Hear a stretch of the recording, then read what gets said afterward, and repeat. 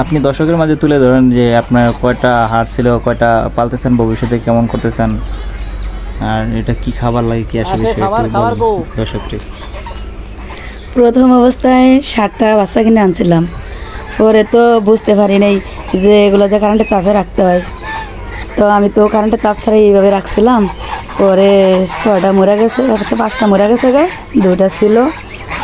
তারপর সেগুলা থেকেই মানে বড় হয়েছে, অনেক ডিম ফেরা বাচ্চা দিছে।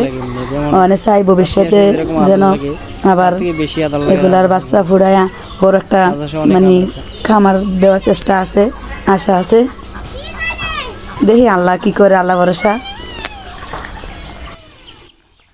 আপনি যে হাঁস পালেন, তো হাঁস পালার আপনার পূর্বে কোনো অভিজ্ঞতা ছিল নাকি, বা কিভাবে পালতেছেন, কি আসে বেশি, যদি একটু এই সম্বন্ধে কিছু বলতেন। না, আমি তো আগে পরে কোনো সময় পালি নাই, এই প্রথম। তারপরে তো ওই যে সরকারি হসপিটাল গেলাম, সরকারি হসপিটাল থেকে কিছু সাজেশন নিয়ে আসছি, মানে এগুলাই মেনটেন করে চলতে আছি। কারণ আল্লাহর রহমতে আমার হাঁসগুলো সুস্থ আছে এবং ভালো আছে। যাই হোক, আপনাদের যদি কিছু জানার থাকে তাহলে কমেন্টে জানাবেন, ইনশাল্লাহ আমি ওনার সাথে যোগাযোগ করে আপনাদেরকে জানানোর চেষ্টা করব, কিংবা ওনাকে নিয়ে আর একটা ভিডিও বানানোর চেষ্টা করব। তবে একটা কথা মনে রাখবেন, আপনারা যদি রাজহাঁস পালেন, তো রাজহাঁস যদি আপনারা সারাভাবে রাখতে চান, বদ্ধভাবে না রাখেন, তাহলে কিন্তু আপনাদের খাবারটা একটু কম লাগবে।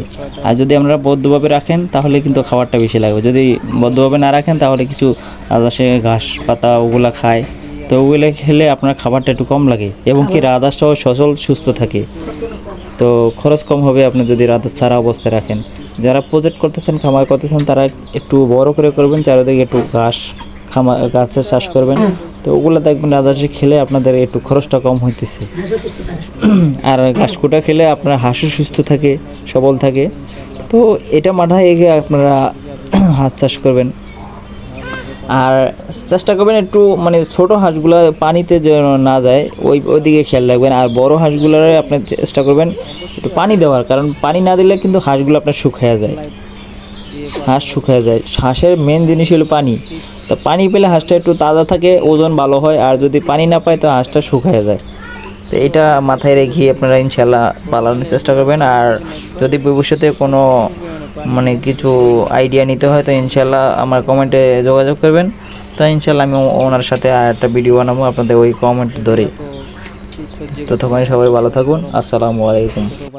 আর উনি ছিল ওনার 7টা হাঁসের বাচ্চা কিনেছিল, তো ওখান থেকে 5টা মরে গেছিলো। উনি প্রথম জানে না কীভাবে পালতে। তারপর পজু হসপিটাল যায়, ওখান থেকে কিছু সাজেশন নিয়েছে, তো পরে ওই সাজেশন অনুযায়ী উনি একটা বাল্বের নিচে রাখছে। তো ওই দুইটাই বড় হয়েছে আল্লাহর রহমতে। তো ওখান থেকে 2টা ডিম পারছে, ডিম পেরে বাচ্চা দিছে, বাচ্চা থেকে এগুলো হয়েছে। তো এখান থেকে যেগুলো আছে এগুলো ভবিষ্যতে ডিম পারবে, বাচ্চা দিবে। এখান থেকে উনি বড় একটা প্রজেক্ট খামার করার ইচ্ছা আছে, চেষ্টা করতেছে। তো সরকারি হসপিটালে কিছু ট্যাক্স দিয়েছে, ওই ট্যাক্সগুলো উনি মেনটেন করে চলতেছে। ইনশাল্লাহ উনি এখনও ভালো আছে ট্যাক্স মেনটেন করার পর থেকে। ইনশাল্লাহ আরও ভালো ভালো ভিডিও আপনাদেরকে দিব। যদি আপনারা কিছু আমার থেকে আইডিয়া নিতে চান এবং কি রাজহাঁস পালতে চান। আসসালামু আলাইকুম।